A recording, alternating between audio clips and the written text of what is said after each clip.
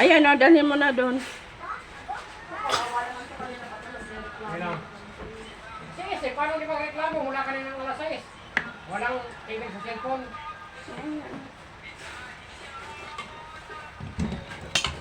Ito. Parang kukunti ata ang sabaw.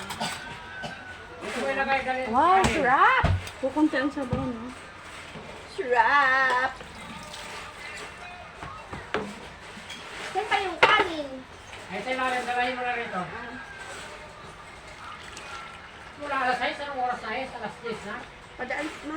Dalhin mo na doon. Dalhin mo na rito. Pakainin mo nga itong dalawa na ito.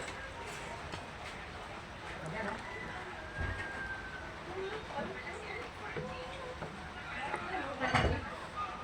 Unahin mo yung kanin na ano. Chai. Dalihan mo ito. Monkey. Tama yan. Wow! Yummy, yummy! Ayan, ito na guys ang aking mga pa-order. Ang sarap. Malapot talaga siya. Ito kasi, ayan o. Lalapot pa siya. Kailangan mo lumapot pa yan.